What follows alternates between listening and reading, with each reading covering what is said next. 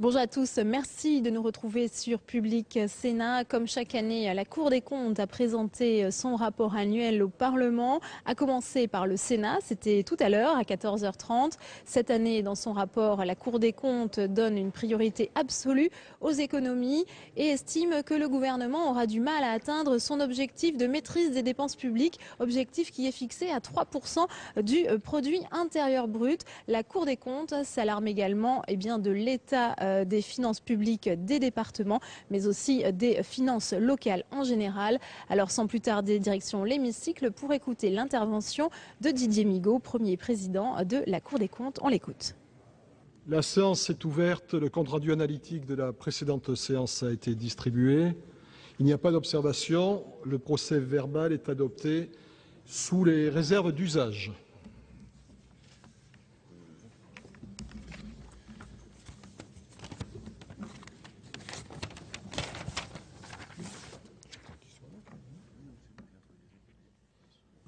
Mes chers collègues, l'ordre du jour appelle le dépôt du rapport annuel de la Cour des comptes. Huissier, veuillez faire entrer Monsieur le Premier Président de la Cour des comptes.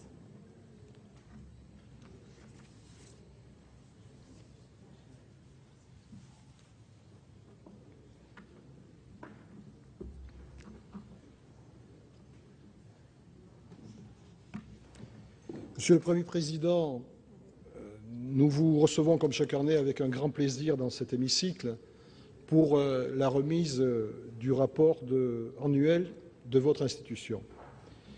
Depuis plus de 2 siècles, la Cour des comptes assiste le Parlement dans le contrôle de l'exécution du budget. Votre contribution précieuse pour cet exercice essentiel de notre démocratie, a été consacrée et renforcée d'ailleurs récemment par l'article 47.2 de la Constitution. Je crois que dans cette Assemblée, nous nous en félicitons tous. Votre présence parmi nous aujourd'hui témoigne de votre souci de rendre compte de manière continue et permanente de vos travaux, comme vous le faites régulièrement auprès de nos commissions dans le cadre des rapports thématiques que vous produisez. Je note d'ailleurs l'imbrication de plus en plus étroite entre nos réflexions en matière de contrôle et votre action.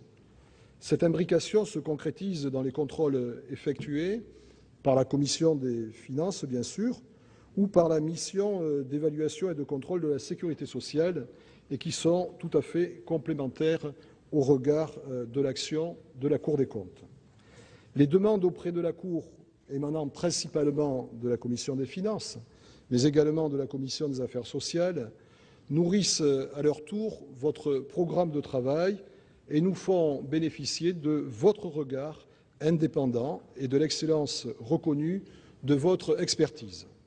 Ce renforcement de l'assistance que nous apporte la Cour est aussi un point d'appui précieux pour le développement de notre propre action de contrôle de l'exécutif.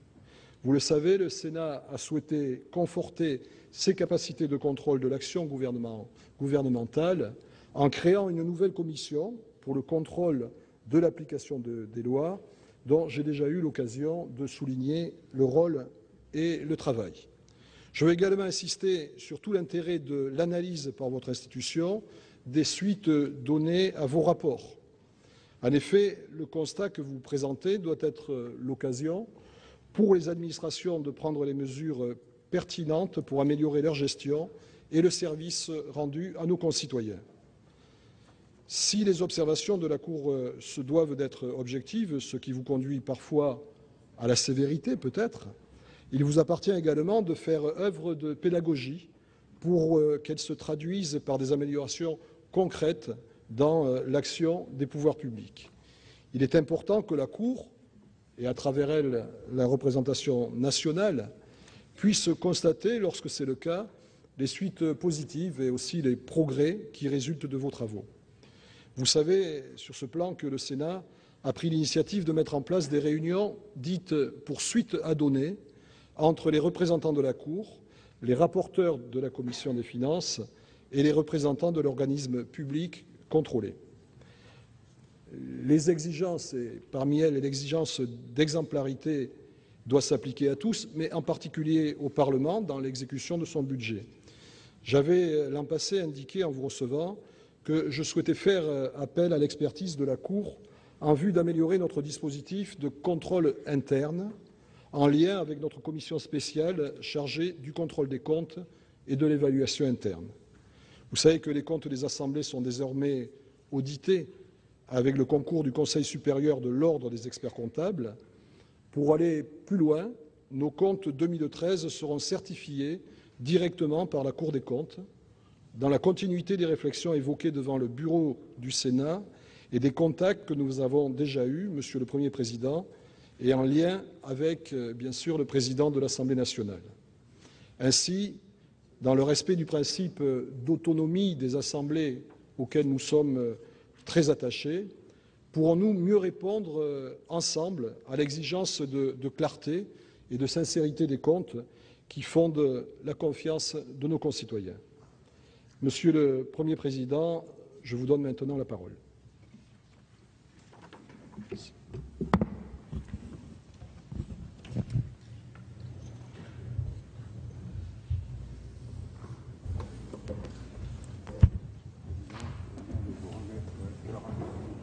Merci, Monsieur le Président.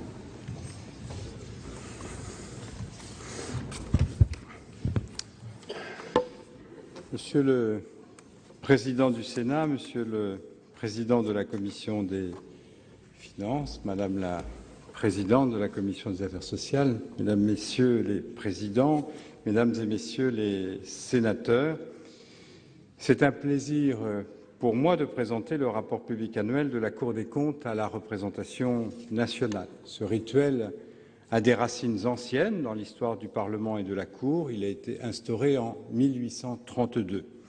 Il prend aujourd'hui un sens renouvelé car les évolutions récentes ont considérablement rapproché la Cour du Parlement afin de lui permettre de l'assister dans le contrôle de l'action administrative, de l'exécution du budget de l'État, dans l'appréciation de la situation et des perspectives des finances publiques, dans l'amélioration de la qualité des comptes publics à travers ses missions de certification et, bien sûr, dans l'évaluation des politiques publiques, et vous l'avez rappelé, Monsieur le Président. Ce travail pour le Parlement représente ainsi un enrichissement considérable de nos missions, dans le respect du rôle de chacun, de décideur pour vous, d'expert pour nous, et de notre liberté de programmation afin que nous puissions, en toute indépendance, assumer nos missions. Je me réjouis de voir que les rapports qui vous sont livrés par les observations et les recommandations qu'ils contiennent alimentent les travaux de vos commissions et vous pouvez compter, Mesdames et Messieurs les sénateurs, sur notre concours, sachant que, comme il se doit, le dernier mot revient à la représentation nationale. Le rapport public annuel est, vous le savez, notre publication emblématique. Il illustre notre mission d'information du citoyen qui est inscrite dans la Constitution. Cette mission est également remplie tout au long de l'année par la publication de rapports et de référés sur des sujets variés en complément de celui-ci. Le rapport public de cette année traite 45 sujets.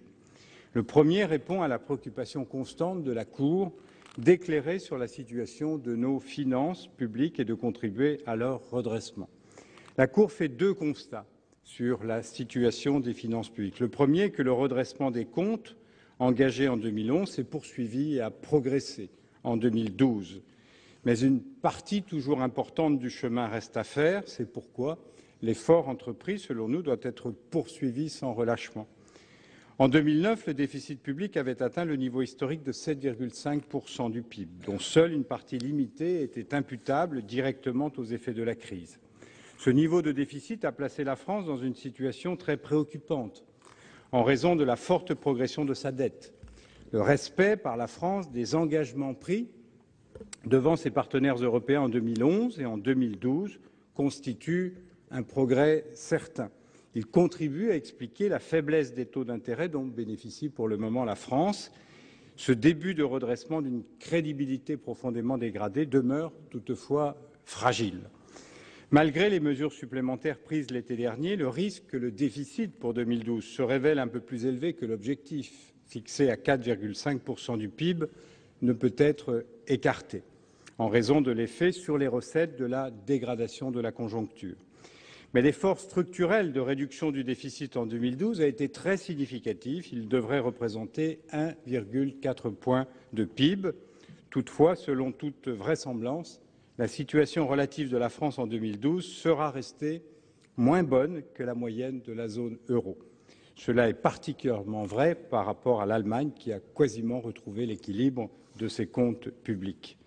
Le deuxième constat de la Cour est que les mesures annoncées pour 2013 représentent un effort considérable et même sans précédent.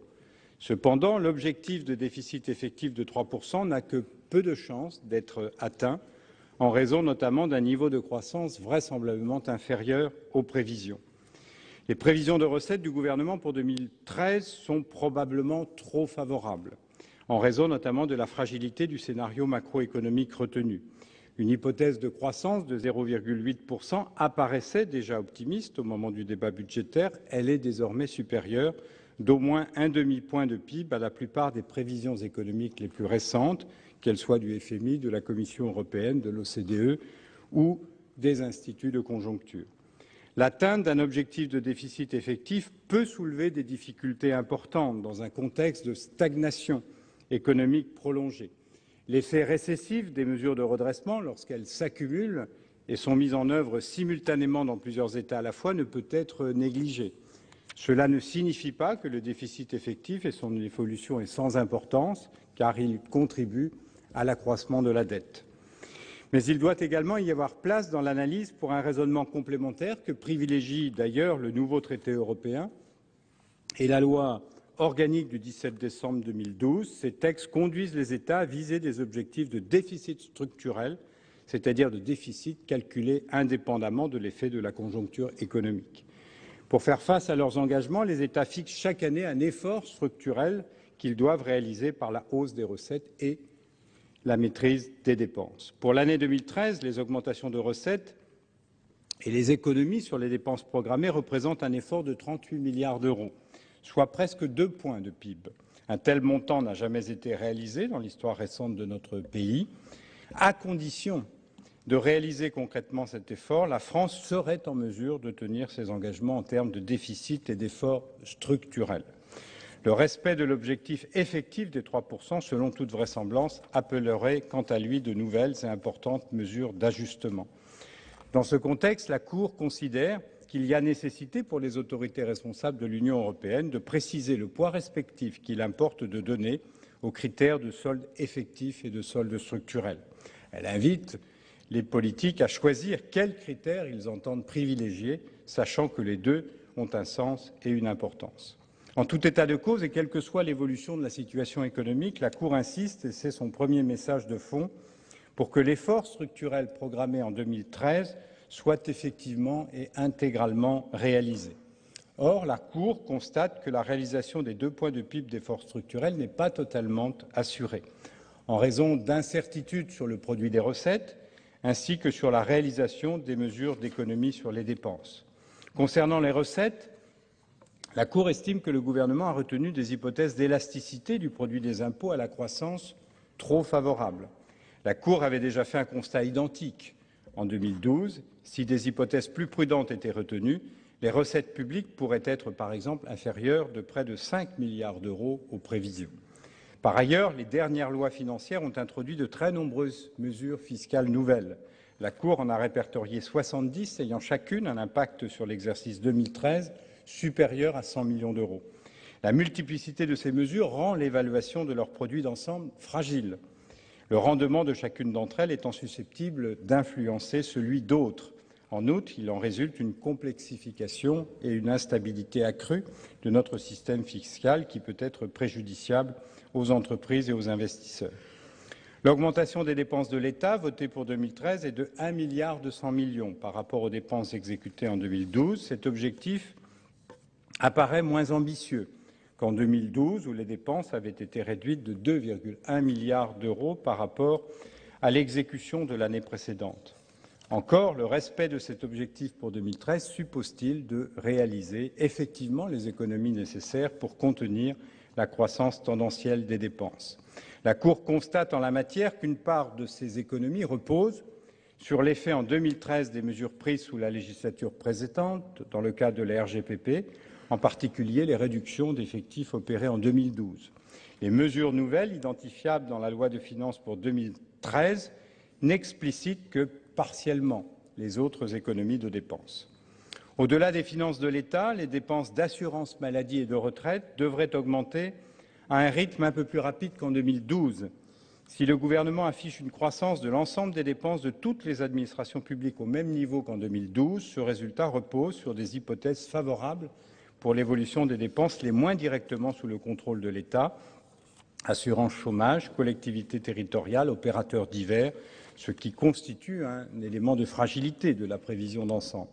Ainsi, la loi de finances table sur une hausse des dépenses d'indemnisation des chômeurs limitée à 1,6 %, alors que de son côté, l'UNEDIC l'estime aujourd'hui à 8,3 %, soit 2 milliards d'euros de différence et de plus. Au total, si la poursuite en 2013 du freinage des dépenses publiques engagées en 2011 ne paraît pas aujourd'hui hors d'atteinte, cet effort appellera tout au long de l'année une stricte vigilance et de nouvelles et importantes économies en cours d'exécution.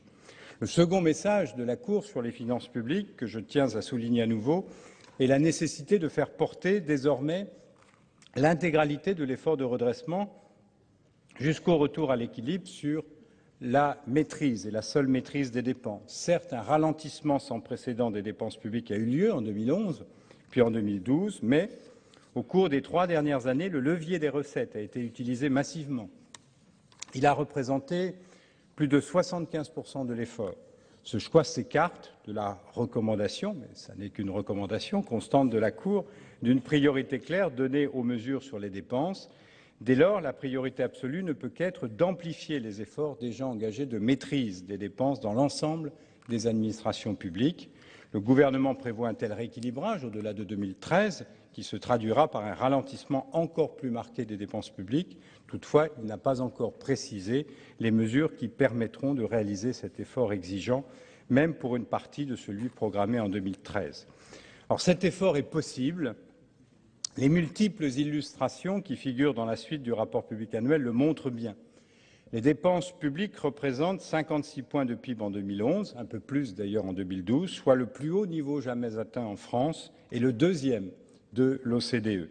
Un tel niveau n'appelle pas en soi un jugement négatif. Il traduit un choix collectif de préférence pour la dépense publique. Cependant, ce choix ne trouve sa pleine justification que si notre pays s'assure que les dépenses font la preuve de leur efficacité et de leur efficience. Or, les rapports de la Cour, comme les évaluations disponibles, trop peu nombreuses d'ailleurs, montrent que tel n'est pas partout le cas. Lorsque la qualité de la dépense est mesurée, par exemple en matière d'éducation ou de retour à l'emploi, mais je pourrais prendre bien d'autres exemples, notre pays est loin d'atteindre des résultats en adéquation avec l'importance des dépenses qu'il y consacre. Le rapport entend convaincre les citoyens, comme les pouvoirs publics, que faire mieux avec moins est possible, que les économies sont parfaitement compatibles avec l'amélioration de la qualité des services publics. C'est pourquoi la démarche de revue des politiques publiques, elle s'appelle RGPP ou MAP, doit viser conjointement économie et amélioration de la qualité. À défaut, le gouvernement serait conduit, pour respecter ses engagements sur la maîtrise des dépenses, à appliquer des coups de rabot indifférenciés sur des catégories de dépenses. De son côté, la Cour met en avant des pistes d'économie importantes. J'en prendrai 3 exemples tirés du rapport. Un premier exemple est le dispositif d'aide aux buralistes. L'État consacre depuis 2004 des aides importantes de plus de 300 millions d'euros par an à cette profession. Il s'agissait à l'origine de compenser la baisse du chiffre d'affaires qui était attendue en raison de l'augmentation des prix du tabac. Cette baisse ne s'est pas produite. Sauf dans des cas très minoritaires, la rémunération moyenne des buralistes a progressé fortement et les aides ont entraîné des effets d'aubaine massifs. La Cour appelle à une remise en cause rapide, complète des interventions de l'État, en ne laissant subsister que celles qui sont ciblées sur les débitants en difficulté ou qui contribuent à la modernisation du réseau. Un deuxième exemple d'économie possible pour un résultat équivalent, voire meilleur, est celui des achats de maintenance au sein des armées. Les recommandations de la Cour permettraient une économie de 10% de ces dépenses, soit 300 millions d'euros. Le troisième exemple est le plan d'aide à la presse écrite 2009-2011, une approche plus sélective des aides importantes que l'État consacre au secteur depuis 2009, une réduction de leur ampleur et une plus forte concentration des moyens sur les objectifs fondamentaux de la politique d'aide à la presse sont fortement recommandés et de nombreux autres exemples d'économies possibles figurent dans le rapport. Si l'effort est à notre portée, si des gisements importants d'économies existent, la maîtrise de la dépense publique ne produira des effets à la hauteur des enjeux que si la contrainte est équitablement partagée entre tous les acteurs de la dépense publique. La pleine participation du secteur local aux efforts de maîtrise de la dépense trouve sa justification dans la croissance soutenue des dépenses publiques locales au cours de la dernière décennie. En euros constants et hors transfert de compétences, bien sûr, elles ont augmenté entre 2002 et 2011 de 16 milliards d'euros pour le bloc communal, de 13 milliards d'euros pour les départements et de 7 milliards d'euros pour les régions. La Cour considère que des marges de manœuvre importantes existent dans les communes et les intercommunalités. Une attention particulière doit entourer les projets d'investissement touristique, sportif et culturel. L'exemple du complexe Cap Découverte, ouvert en 2007 à Carmaux dans le Tarn, l'illustre. Reposant sur une ambition irréaliste, 660 000 entrées payantes prévues, 73 200 réalisées en 2012, le site connaît un déficit important, non soutenable pour les collectivités concernées, qui pose la question de son avenir. Il convient de tenir compte, dans l'effort demandé aux collectivités, des situations particulières à certaines catégories d'entre elles. Ainsi, le chapitre du rapport qui examine la situation financière des départements montre que ceux-ci sont en moyenne dans une situation difficile, en raison du faible dynamisme de leurs recettes et de dépenses accrues obligatoires dans le champ social. Toutefois, d'un département à l'autre, les situations sont différentes, ce qui appelle un renforcement de la péréquation, c'est-à-dire la redistribution des ressources entre collectivités. L'effort doit également concerner les opérateurs, c'est-à-dire les établissements de statut divers dont le contrôle est assuré par l'État. Là aussi, d'importantes marges de progrès existent. Le cas du Centre national d'enseignement à distance illustre celui d'un établissement qui n'a ni anticipé ni réussi à suivre la transformation profonde des modes d'enseignement qu'entraîne le développement des formations en ligne. Le CNED doit rapidement adopter une stratégie à la fois modernisatrice et réaliste, disposer de moyens humains adaptés et mieux les gérer. L'exemple de l'Office national de l'eau et des milieux aquatiques, créé en 2007, révèle une accumulation de missions mal assurées et de déficiences graves dans l'organisation et la gestion. Les efforts doivent aussi concerner les administrations de sécurité sociale afin de maîtriser les dépenses sociales, et le rapport fournit plusieurs illustrations des marges de progrès existantes, qu'il s'agisse du pilotage et des outils de la lutte contre la maladie d'Alzheimer, notamment en termes de prise en charge de certains médicaments à l'efficacité incertaine, de la prévention des accidents du travail ou des téléservices publics de santé, en particulier le dossier médical personnalisé. Une meilleure gestion permettrait d'obtenir à la fois de bien meilleurs résultats en matière de santé et d'importantes économies pour les régimes sociaux. Enfin, les impératifs de bonne gestion doivent concerner aussi les entreprises publiques. Les contrôles de ces entreprises par la Cour mettent en évidence des pistes d'amélioration de leur gestion. Ainsi, elle met en garde le groupe EDF devant les risques qu'entraîne l'accumulation d'avantages sur le plan salarial. Elle propose que le bénéfice du tarif agent, c'est-à-dire la fourniture d'électricité à très bas prix pour les agents, soit plafonné et que ces modalités d'évaluation soient conformes aux règles de droit commun applicables aux avantages en nature en matière fiscale et en matière sociale. Elle recommande également que les rémunérations des cadres dirigeants tiennent mieux compte de leurs performances individuelles et collectives. L'examen par la Cour de la réforme de l'audiovisuel extérieur de la France montre une évolution chaotique et une dérive financière, alors qu'un dispositif plus cohérent, plus lisible et plus efficient était attendu de la fusion de France 24, Radio France Internationale, TV5 Monde et Monte Carlo Doualiya. Au contraire, cette fusion inachevée a entraîné d'importants surcoûts. Il importe de définir une stratégie réaliste par rapport aux contraintes des finances publiques et de mettre en œuvre des mutualisations attendues en surmontant les blocages. Le rapport prend aussi l'exemple des dépenses de communication de la SNCF qui révèlent des irrégularités du point de vue de la commande publique et certaines opérations dispendieuses. Et des illustrations figurent dans le rapport. Vous le constatez, des possibilités d'économie concernent l'ensemble des acteurs publics. Elles tiennent parfois aux imperfections de la gestion. Elles tiennent également souvent au mauvais ciblage des interventions publiques. La Cour constate très fréquemment que le territoire retenu pour une action publique n'est pas le plus pertinent ou que les bénéficiaires d'une prestation ne sont pas uniquement ceux qui en ont le plus besoin. Pour arroser quelques parterres de fleurs, on irrigue tout un jardin. Certains chapitres du rapport mettent en évidence le besoin d'une action politique mieux centrée sur les territoires pertinents. J'en citerai brièvement 3 exemples tirés du rapport. L'étude du projet de LGV Est, reliant Paris à Strasbourg, a entraîné une compétition entre les collectivités qui ont financé le projet, conduisant à des choix d'investissement contestables. Par exemple, la construction de la gare TGV Lorraine, en un lieu inapproprié, a conduit les autorités à envisager la construction d'une autre gare à quelques kilomètres seulement, qui, elle, serait reliée au réseau ferré régional.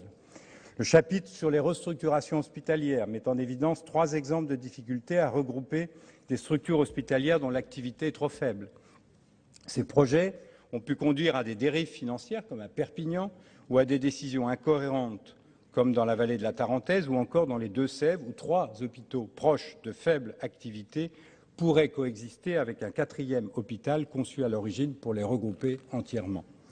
Dans le cas du Mont-Saint-Michel, le désengagement de l'État au profit d'un syndicat mixte aux faibles effectifs ne dispose pas des compétences adéquates, a entraîné de nombreuses déficiences dans la réalisation du projet de restauration du caractère maritime du Mont. Les défauts de ciblage ne sont pas que territoriaux, ils concernent souvent le versement de prestations sociales ou de subventions. Les exemples des aides à la presse ou des débitants de tabac que j'ai déjà évoqués l'illustrent. C'est également le cas du RSA activité que la majorité des bénéficiaires potentiels ne sollicitent pas, notamment faute d'une bonne coordination entre le RSA et la prime pour l'emploi. Pour améliorer la qualité et l'efficience de la gestion, il convient également de réformer des organisations administratives dont la complexité limite la performance. Le rapport cite les 2 exemples de la distribution d'électricité qui repose sur une multitude de concessions, souvent de très petite taille, et sur la politique de délivrance aux étrangers de visas et de titres de séjour. Pour mener à bien les réformes nécessaires, rationalisation, reciblage, simplification, une action déterminée et continue est essentielle.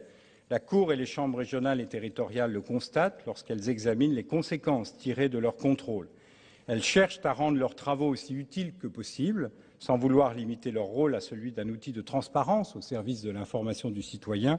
Les juridictions financières se veulent également un initiateur et un accompagnateur de réformes. Elles s'efforcent d'associer à leurs constats et critiques des recommandations, d'ailleurs vous l'avez souhaité en tant que législateur, formulées en des termes les plus opérationnels possibles.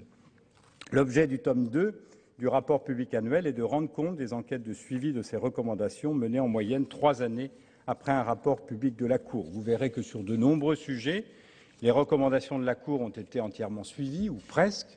C'est l'objet de la première partie de ce tome, identifié par un onglet vert. Ainsi, la Cour et les chambres régionales et territoriales ont constaté des progrès dans la gestion du service de santé des armées, du port autonome de la Guadeloupe et de la commune d'Hénin-Beaumont. Plus généralement, 71% des recommandations des 3 dernières années sont totalement ou partiellement suivies d'effet. La Cour a identifié 9 sujets sur lesquels la prise en compte de ces recommandations était insuffisante, par exemple l'encadrement des rémunérations dans le secteur bancaire, à la suite du plan de soutien au secteur, le centre des monuments nationaux ou la lutte contre le surendettement des particuliers. C'est pourquoi elle insiste et elles sont identifiées par un onglet orange. Enfin, vous trouverez 6 exemples de dérives persistantes qui conduisent la Cour à alerter les citoyens et les décideurs. J'ai déjà évoqué certains de ces sujets, le CNED, l'audiovisuel extérieur de la France ou encore la caisse de congés spectacle. Et sur chacun de ces sujets identifiés en rouge, la Cour alertera les citoyens et les décideurs publics aussi longtemps que nécessaire. Enfin, avant de conclure, je souhaiterais livrer un dernier message, inviter les pouvoirs publics à ne pas craindre de dépasser les intérêts particuliers pour faire prévaloir l'intérêt général. C'est à ce prix que les réformes nécessaires peuvent être mises en place dans certains secteurs. J'ai déjà évoqué les buralistes. Le rapport fournit également l'exemple de l'action sociale de la Direction générale de l'aviation civile, dont le budget important dépasse de 63% les crédits votés par le Parlement. Cet exemple complète d'autres constats très critiques qu'a formulés récemment la Cour sur la gestion de cette direction et celle des contrôleurs aériens. Enfin, le rapport livre 2 exemples territoriaux de situations dans lesquelles l'intérêt général a été perdu de vue. La gestion cloisonnée de 2 stations d'épuration contiguës dans l'Essonne, celle d'Évry et celle de Corbeil-Essonnes, ainsi que l'abattoir public de Basse-Terre en Guadeloupe, sujet de carences répétées. L'effort de maîtrise des dépenses que notre pays s'est engagé à réaliser suppose, par son ampleur, un changement culturel important. 1 euro de dépenses publiques doit être considéré par chacun comme une denrée précieuse.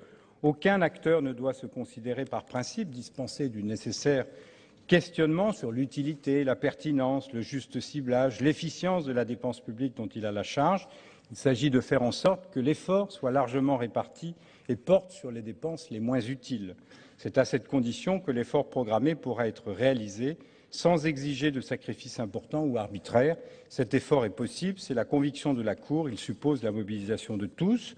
En rendant compte de 45 sujets de contrôle, la Cour veut apporter toute sa contribution à cette démarche. Elle est dans son rôle, conformément aux missions qui lui sont confiées par la Constitution et par la loi, lorsqu'elle publie le résultat de ses contrôles, après contradiction, formule des recommandations, en assure le suivi, signale les progrès, les insuffisances et, le cas échéant, en tire les suites juridictionnelles qui s'en posent, enfin contribue à l'évaluation des politiques publiques. Elle est également dans son rôle, quand elle s'exprime dans le débat public pour rendre compte de ses travaux, mettre sur la table des propositions, tout en restant à sa place, consciente qu'elle est que le pouvoir de décision appartient naturellement aux représentants du suffrage universel, législatif et exécutif. Je vous remercie de votre attention.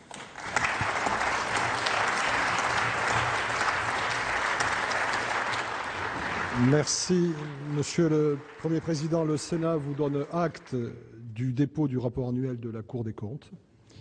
La parole est à présent à Monsieur le Président de la Commission des finances.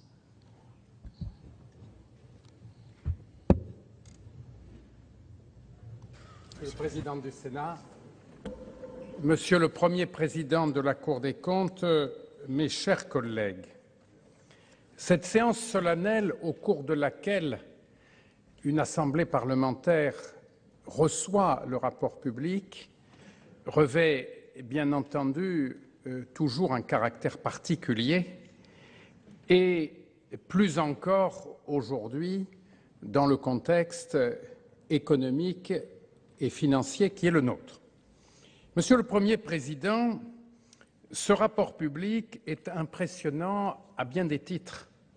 D'abord quantitativement, puisqu'il comporte en 2013 1800 pages, 1200 pour les observations et 600 pour les suites. C'est plus du double du rapport public de 2010.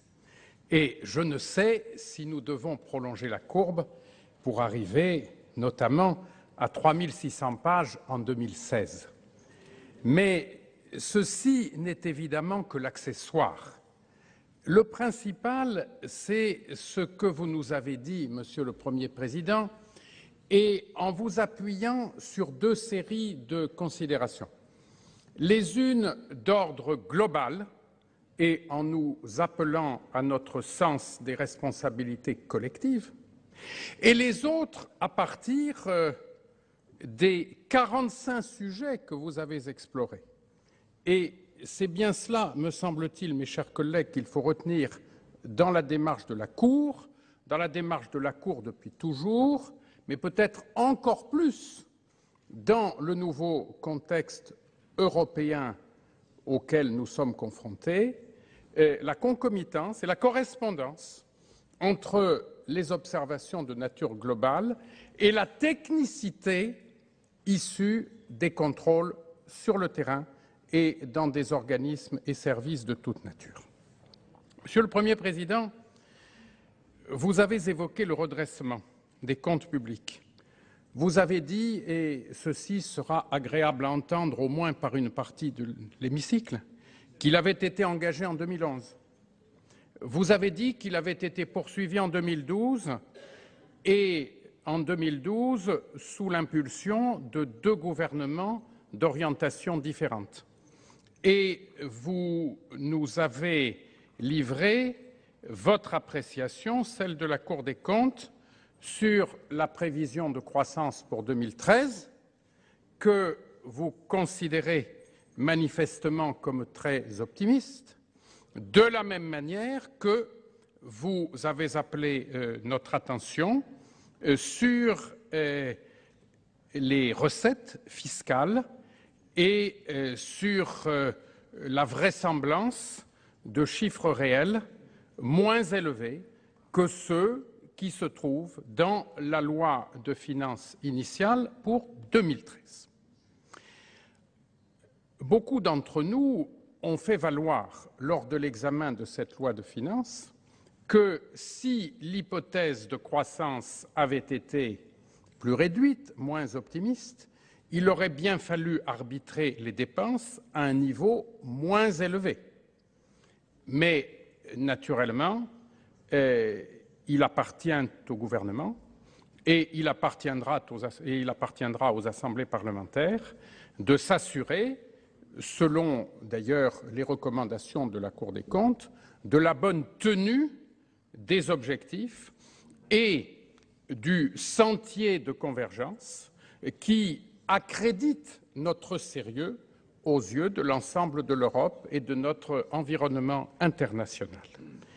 Vous avez mis l'accent, Monsieur le Premier Président, sur le caractère apparemment paradoxal des nouvelles règles issues du traité européen, le TSCG, et de la loi organique qui le décline, car jusque-là, on raisonnait en termes de solde effectif, de solde nominal, et à présent, on raisonne en termes d'efforts structurels, de déficit structurel, ce qui nous renvoie à des notions économiques beaucoup plus complexes et délicates d'appréciation. C'est notamment, mes chers collègues, la raison pour laquelle le Sénat, lorsqu'il a examiné, et au demeurant, ce qui est rare ces temps-ci, sur la base d'un assez large consensus, le projet de loi organique sur la gouvernance des finances publiques, c'est la raison pour laquelle le Sénat a attaché beaucoup d'importance à la mise en place du nouveau collège que sera, à partir du 1er mars prochain, le Haut Conseil des finances publiques. Je me permets de le rappeler à l'ensemble de nos collègues, c'est bien ce Haut Conseil qui sera en charge d'effectuer les comparaisons nécessaires, de vérifier les méthodologies mises en œuvre et de livrer un avis public qui, me semble-t-il, et on le verra très vite, pourrait avoir une très grande importance et pour la crédibilité de notre pays et pour sa gestion budgétaire. Donc, Monsieur le Premier Président, cette année 2013, qui est l'année au cours de laquelle le Haut Conseil des finances publiques va effectivement se mettre en place, est une année dont vous avez délimité en quelque sorte les principaux repères en nous indiquant quelles sont les zones de danger dont nous devrons nous défier. Bien entendu, dans une telle période, après avoir rappelé que l'essentiel de l'ajustement, les 2/3 en 2012, s'est fait par une hausse des prélèvements obligatoires, dans une telle période, il est clair que l'attention devra être portée encore bien davantage sur la maîtrise des dépenses publiques à tous les niveaux, s'agissant de l'État, de la sécurité sociale et des administrations territoriales, ainsi que vous nous l'avez dit.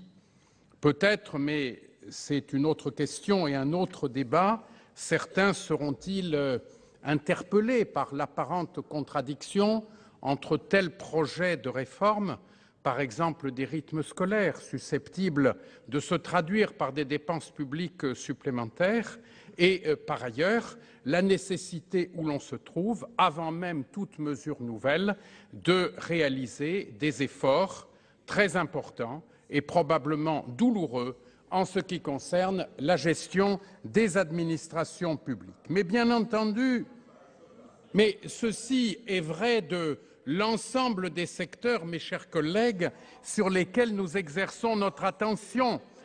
Nous lirons dans le rapport public annuel, comme chaque année, le lot de dysfonctionnements, de pratiques répréhensibles, d'avantages injustifiés, de dilapidation d'argent public, de gestion irresponsable, quelle que soit la nature des organismes visés. Et je crois qu'il n'est pas anormal que l'on s'interroge, lorsque l'on regarde le secteur public, les services publics, sur les rémunérations des salariés d'EDF et sur leur connexion, que l'on voudrait plus manifeste, avec les performances de l'entreprise, pour ne pas parler des avantages annexes et de la gestion des organismes sociaux au sein de ce grand groupe. S'agissant des collectivités territoriales, bien entendu, nous serons tous très attentifs à vos propos, à vos écrits et ce qui figure dans le rapport public, met notamment l'accent sur les perspectives financières très contraintes des départements. Or, ici, dans cet hémicycle, à de très nombreuses reprises, ce thème a eu un grand succès, n'est-ce pas, mes chers collègues, sur toutes les travées de notre hémicycle. Or, la Cour, partant du déséquilibre croissant de la structure financière des départements, constat que nous pouvons partager, se prononce pour des solutions plus adaptées que la création de fonds d'urgence dont nous savons tous qu'ils ne sont pas à la hauteur des difficultés structurelles à résoudre. Or, la Cour propose, et c'est là, je le suppose, mes chers collègues, que notre vision sera sans doute moins concordante avec la sienne, une modification de la répartition des ressources fiscales entre le bloc communal et le niveau départemental, ce qui veut dire que l'on jouerait les uns contre les autres ou que l'on imaginerait de déshabiller Pierre pour habiller Paul, alors que, vous le savez, Monsieur le Premier Président, si la variété des situations financières des départements est très grande, celle des communes et intercommunalités est quasiment infinie et le président de la région Bourgogne a raison de nous inciter à regarder aussi du côté des régions, notamment en charge de la formation professionnelle, grand enjeu s'il en est un dans cette période de difficultés sociales. Nous attendons, Monsieur le Premier Président, avec intérêt par avance, le premier rapport public annuel de la Cour sur les finances publiques locales, qui doit paraître au second semestre 2013, mais nous ne saurions trop vous inciter à une approche équilibrée selon les niveaux de collectivité et en regardant de manière réaliste les contraintes qui s'appliquent aux uns et aux autres. Et je le répète, dans cette période de difficultés sociales et dans cette période où le lien social est particulièrement important entre nos concitoyens. Monsieur le Premier Président, je terminerai en évoquant les différents contrôles auxquels vous avez procédé. Les sujets d'investigation qui sont les vôtres rejoignent bien souvent les préoccupations des parlementaires et plus précisément ceux de la Commission des finances dans le cadre de notre mission de contrôle budgétaire. Même si nos appréciations divergent parfois, j'indiquerai que parmi les sujets ayant fait l'objet d'investigations de nos rapporteurs spéciaux figurent la délivrance des visas et des titres de séjour, les concessions de distribution d'électricité et le fonctionnement du FACÉ, la monnaie de Paris et la gestion immobilière commune à l'Institut de France et à la Monnaie de Paris, la Fondation du patrimoine et ses recettes affectées, les établissements d'aménagement du quartier de la Défense. Bien souvent, les insertions du rapport public, mes chers collègues, sont une incitation à aller plus loin et c'est le cas en particulier s'agissant du plan d'aide à la presse des années 2009-2011 et du régime des aides publiques à la presse. Nous venons de demander sur ce sujet un travail complémentaire, une enquête de la Cour au titre de l'article 58.2 de la loi organique sur les lois de finances, et nous avons tenu tout récemment une réunion de travail pour en préciser le programme et les objectifs. Ceci devrait nous permettre de confronter aux développements les plus récents et à leurs exigences les propositions qui devraient être formulées par un groupe de travail que la ministre de la Culture a récemment mis en place. Sans doute aussi nous interrogerons, nous, sur cet élément supplémentaire d'aide à la presse qui serait le fait d'une société multinationale, Google, qui apporterait 60 millions d'euros, n'est-ce pas, sous un statut assez difficile à définir et dans le cadre de règles de répartition et qui, elles aussi, présentent encore, me semble-t-il, un caractère flou. En tout cas, Monsieur le Premier Président, la Commission aura le plaisir de vous accueillir et de vous questionner le 27 février prochain. Dans cette attente et à titre de conclusion, je rappellerai, mes chers collègues, que dans la publication de la Cour, il y a une partie qu'il ne faut pas négliger. Ce sont les réponses des administrations, c'est-à-dire les pages colorées du rapport. Et, bien entendu, si les textes de la Cour, résultant de sa procédure collégiale et qui fait toujours la preuve de son efficacité, méritent notre tout premier intérêt, et les réponses, les observations des administrations peuvent aussi s'avérer de caractère très instructif au regard de la sociologie administrative, par exemple, mais aussi parfois de manière éclairante sur les limites de la solidarité gouvernementale, si on lit un peu entre les lignes, si l'on décrypte les nuances d'appréciation portées par les différents départements ministériels sur certaines politiques publiques. Donc, je ne saurais trop vous conseiller, mes chers collègues, d'aller jusqu'au bout de la lecture et d'étendre celle-ci jusqu'aux pages colorées du rapport. Quant à mon propos final, il concernera les relations entre la Cour des comptes et la Commission des finances. Nous avions évoqué l'an dernier la question des délais de transmission des travaux de la Cour, avec un arbitrage à trouver entre le droit de priorité du Parlement et la publicité rapide par mise en ligne des éléments du rapport public. À cet égard, je pense que la mise au point d'une plateforme d'échange électronique est un réel succès et de notre côté, mes chers collègues, il nous reste à être encore plus performants en ce qui concerne les délais de publication et de diffusion des enquêtes remises par la Cour, notamment dans le cadre de nos coopérations selon l'article 58, paragraphe 2 de la loi organique sur les lois de finances.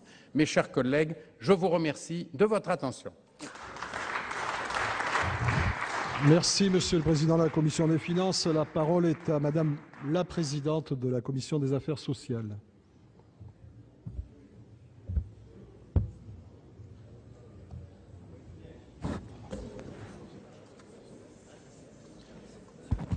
Merci. Monsieur le Président, Monsieur le Premier Président, Madame la Ministre, mes chers collègues, rendez-vous désormais traditionnel. Nous nous retrouvons aujourd'hui pour la présentation de votre rapport annuel, votre publication emblématique, comme vous disiez il y a un instant, Monsieur le Premier Président. Et comme chaque année, ce document est conséquent et d'une très grande intensité. J'émettrai donc un petit regret personnel, c'est le peu de temps que j'ai pu avoir pour pouvoir aujourd'hui débattre avec vous de ce rapport fort intéressant. Comme à chacune de ces publications, ce rapport annuel attire l'attention sur plusieurs cas de mauvaise gestion et provoque l'inquiétude de celles et ceux qui sont visés par vos observations. Fort heureusement, ces observations s'accompagnent de vos recommandations en vue d'une utilisation plus efficace des fonds publics au service des usagers, et je sais qu'il s'agit là de votre principale préoccupation. D'ailleurs, la seconde partie de ce rapport est consacrée au suivi de vos recommandations antérieures et témoigne des évolutions de nos administrations, collectivités et organismes dont le fonctionnement se trouve mis en cause. Elle témoigne aussi des difficultés de certains d'entre eux à mettre en œuvre ces recommandations. En tout état de cause, ce rapport annuel constitue, à plusieurs titres, une source d'information de premier ordre pour les membres de la représentation nationale. À cet égard, je ne reprendrai pour ma part que quelques-uns des thèmes fort variés contenus dans cette publication. Vous l'aurez bien sûr compris, ceux concernant la Commission des affaires sociales. Ce document a d'abord le mérite de nous éclairer, quelques semaines après la discussion du PLF, mais aussi du projet de loi de financement de la sécurité sociale, sur les hypothèses macroéconomiques utilisées par le gouvernement pour définir les contours des textes financiers de l'automne.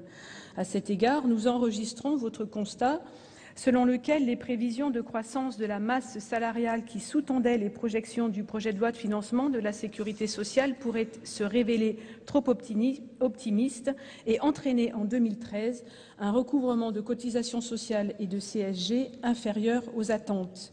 Je compléterai cette observation en matière de recettes en baisse par le nombre de plans sociaux et la timidité des chefs d'entreprise en matière d'embauche, qui en sont finalement aussi les causes, tout comme la faiblesse endémique des salaires. Nous serons bien entendu attentifs à l'évolution de cette situation et aux mesures qui seront nécessaires, le cas échéant, pour garantir le financement de notre protection sociale dans l'intérêt des assurés sociaux. Au-delà de ces grands équilibres, le rapport annuel rejoint, par le biais de nombreuses insertions consacrées au domaine de la santé et de la cohésion sociale, certaines des préoccupations ponctuelles des membres de la Commission des affaires sociales. Je me félicite, par exemple, que la Cour se soit intéressée à l'avenir de la branche accident du travail, maladie professionnelle, la branche AT-MP, dossier auquel nos collègues Jean-Pierre Godefroy et Catherine Deroche ont consacré un travail approfondi dans le cadre de la mission d'évaluation et de contrôle de la sécurité sociale et que vous traitez cette année au titre des réformes inachevées. La complémentarité de ces travaux, qui concernent les modalités d'apurement de la dette de la branche AT-MP et la nécessité de renforcer la politique de prévention, ouvre des perspectives intéressantes pour les réformes à entreprendre au niveau de la gestion de cette branche. Je pense aussi à la question des restructurations hospitalières, sujet ô combien sensible pour les élus locaux que nous sommes, sur lesquels les chambres régionales des comptes se sont penchées cette année et que notre commission suit avec attention depuis plus d'une décennie. À cet égard, si la carte hospitalière mérite sans doute d'être révisée, je tiens à réaffirmer notre attachement à une offre de soins respectueuse des spécificités territoriales et proche des populations. De mon point de vue, que je sais largement partagé dans cette enceinte, une approche purement comptable d'un tel projet se traduirait inévitablement par une remise en cause des conditions d'accès aux soins pour un grand nombre de nos concitoyennes et concitoyens et une dégradation inacceptable de la sécurité sanitaire dans notre pays. Or, au travers du pacte pour l'hôpital de Marisol Touraine, ministre des Affaires sociales et de la Santé, et du discours de Jean-Marc Ayrault, Premier ministre, vendredi dernier à Grenoble, le gouvernement a rappelé son attachement à un égal accès aux soins de l'ensemble de la population. L'actualité souligne trop souvent qu'en ce domaine, le moindre laisser-aller, la moindre concession peuvent se traduire par des conséquences dramatiques. Ici encore, je me référerai aux travaux de l'AMEX, la mission d'évaluation et de contrôle de la sécurité sociale, puisque dans leur rapport, adopté par notre commission à l'unanimité, nos collègues Jacky Lemaine et Alain Milon préconisaient d'ajuster le mode de financement actuel afin de garantir les activités essentielles à l'offre de soins sur un territoire en tenant compte des contraintes géographiques. En matière de politique territoriale et dans l'attente de la publication du premier rapport annuel consacré aux finances locales, ce rapport aborde également un thème cher aux membres de notre Assemblée. Je veux parler, Monsieur le Premier Président, des perspectives financières des départements. en soulignant que ceux-ci doivent faire face à une progression soutenue des dépenses de solidarité qui leur incombent. Vous en avez parlé il y a un instant, le RSA, l'APA, la PCH, à l'aide de recettes fiscales peu dynamiques. La Cour nous rappelle, si besoin était, l'urgente nécessité de repenser les relations qu'entretiennent nos collectivités avec leurs principaux partenaires en matière de politique sociale et en particulier avec l'État. Au-delà de l'équilibre budgétaire des départements, il en va tout simplement de la pérennité de dispositifs dont l'utilité et l'efficacité n'est plus à démontrer. Nous pouvons diverger sur les solutions, mais sur le constat, l'effet ciseau recettes fiscales, dépenses sociales est une vraie difficulté pour les départements. Un mot enfin sur le jugement sévère porté par le rapport sur les conditions de mise en œuvre du parcours de soins coordonnés.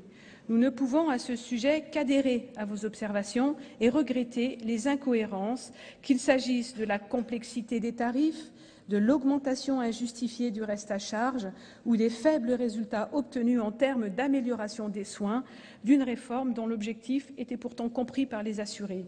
Et il est temps de remettre le patient au cœur du dispositif et d'assurer aux médecins traitants la place de pivot qui devrait être la leur. Monsieur le Premier président, mes chers collègues, à l'issue de ces quelques remarques, je tiens néanmoins à rappeler que le rapport annuel n'épuise pas, loin s'en faut, l'ensemble des relations qu'entretiennent la Cour et la commission que je préside. Le président Jean-Pierre Bel l'a d'ailleurs rappelé dans son propos introductif.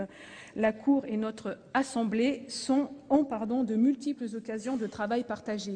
En effet, dans le cadre de la mission d'assistance confiée à la Cour par la loi organique relative aux lois de financement de la sécurité sociale, différents rendez-vous spécifiquement consacrés aux finances sociales rythment depuis 2005 le calendrier de notre commission.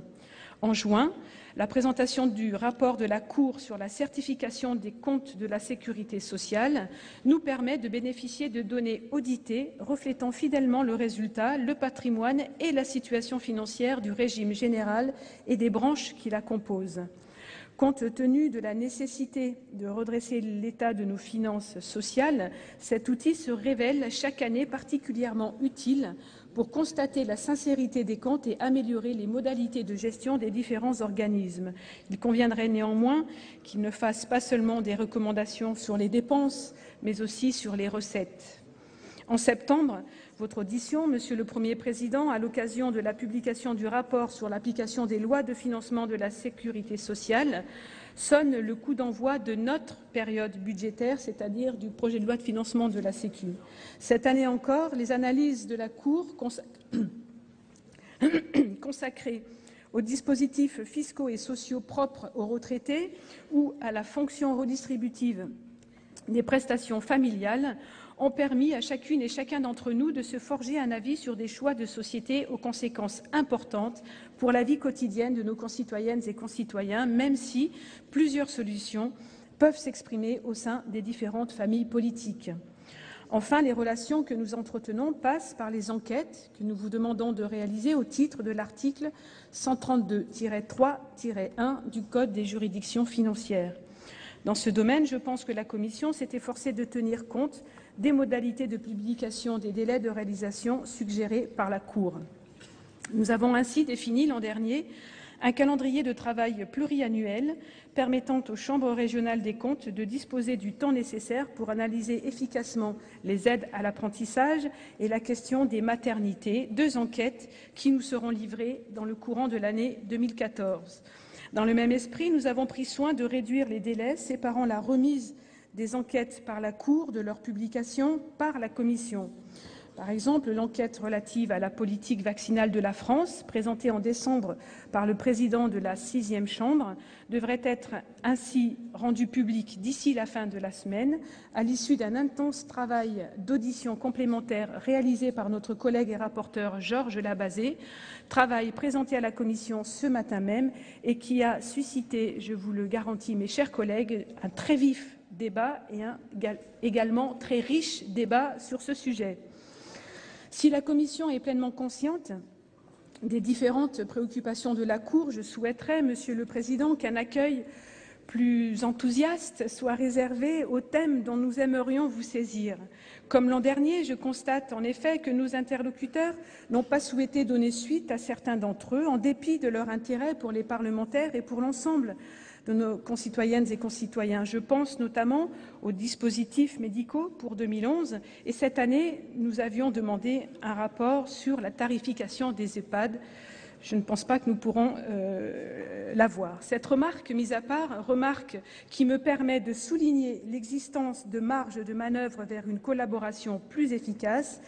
Je tiens en guise de conclusion à me féliciter des bonnes relations qui nous animent, relations dont l'intensité grandissante reflète l'importance croissante prise par les finances sociales au sein de nos finances publiques. Je vous remercie. Voilà pour la présentation du rapport annuel de la Cour des comptes. À présent, je vous propose de suivre les auditions préparatoires au projet de loi ouvrant le mariage aux personnes de même sexe. Cet après-midi, les sénateurs de la Commission des lois entendaient des personnalités qualifiées dans le domaine de la psychanalyse, audition que je vous propose de suivre tout de suite. Bien, mes chers collègues, je vous remercie d'être venus pour ces auditions. Cet après-midi,